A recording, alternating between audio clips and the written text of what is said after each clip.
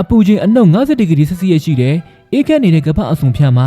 သားသမီးတွေရှင်သန်မှုအတွက်တနေ့ကိုအကျဉ်30ထက်မနည်းအမဲလိုက်နေရတဲ့ဖခင်တယောက်နဲ့အေးတန်ကနေကောက်ွယ်ပေးဖို့မိမိရဲ့ရေပမွေးတွေကိုနှုတ်ပြီးသားသမီးတွေကိုပွေးဖက်ပေးထားတဲ့မိခင်တူ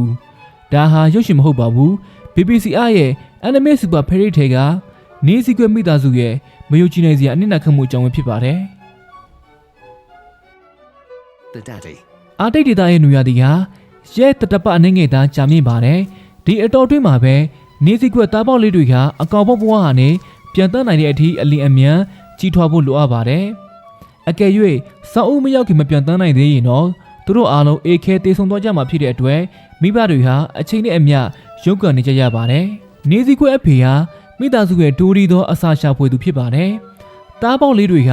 သူတို့ရဲ့ကိုယ်အလေးချိန်တဲ့3စားလောက်အထိတိုးပွားဖို့လိုတာကြောင့်ဖခင်ဖြစ်သူတွေကတနေ့ကိုကြွက်ဖြူအကောင်ရဲ့30နီးပါးအထိ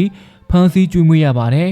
အာတိတ်ရဲ့ကြမ်းတမ်းတဲ့လေပြင်းတွေကြားမှာအမြင်အာရုံနဲ့အကြအာရုံကိုအစွမ်းကုန်အသုံးချပြီးအစာရှာဖွေရတာကအင်မတန်ပြီးမယုံနေတယ်မကပဲအသက်အန္တရာယ်ပါရှိလာပါတယ်အမေစည်းခွေကတော့အတိုက်ထိတ်မှတစ်ချီလုံးနေပြီးအကာအကွယ်ပေးသူအဖြစ်တောင်းဝန်ယူပါတယ်တားပေါက်လေးတွေမှာအမွှေးနုလေးတွေပဲရှိသေးတာကြောင့်မိခင်ဖြစ်သူကသူမရဲ့ဘိုက်အောက်မှာနှွေးထွေအောင်အမြဲထွေးပွေထားရပါတယ်တားပေါက်လေးတွေကိုနှွေးထွေးမှုအပြည့်အဝပြင်းနိုင်ဖို့အတွက်မိခင်ဖြစ်သူများကသူမရဲ့ရင်ဘတ်ကအမွှေးတွေကိုကိုယ်တိုင်နှုတ်ယူပြီးတော့အရေပြားနဲ့သားသမီးတွေကိုဓာတ်ရိုက်ထိတွေ့ကအပူပေးရပါတယ်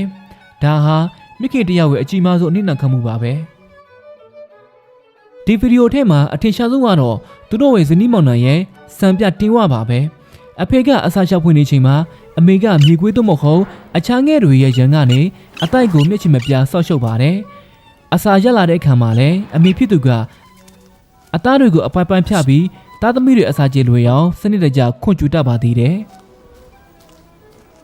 နေစီကွဲတွေဟာသူတို့ရဲ့တားပေါက်လေးတွေအတွက်အစာလုံးလုံးမှုမရှိဘူးလို့ခံစားရရင်ဥတာကိုတော့ရပ်တန့်ပစ်တတ်ကြပါတယ်သူတို့ကပတ်ဝန်းကျင်အခြေအနေကိုတွက်ချက်ပြီးမှမိသားစုကိုတီထောင်တကြတဲ့စမက်ကြတဲ့မိဘများဖြစ်ကြပါတယ်တဘာဝတရားရဲ့ဖန်တီးမှုတွေဟာတကယ်ကိုအံ့ဩစရာကောင်းပါတယ်ဒီလိုမိဘမြတ်တာမျိုးကိုလူသားတွေအနေနဲ့လည်းအတူယူစရာတွေအများကြီးရှိနေပါတယ်ဒီအကြောင်းအရာလေးကိုစိတ်ဝင်စားနေဆိုရင်တငယ်ချင်းတွေကိုလည်းမျှဝေပေးလိုက်ပါဦးနော်နောက်ထပ်ဘယ်လို trace တွေအကြောင်းသိချင်သေးလဲဆိုတာကိုလည်းမေးမြန်းနိုင်ပါတယ်ကြည့်ရှုသူရောက်စီတိုင်းကိုလည်းကျေးဇူးအထူးတင်ရှိပါတယ်နော်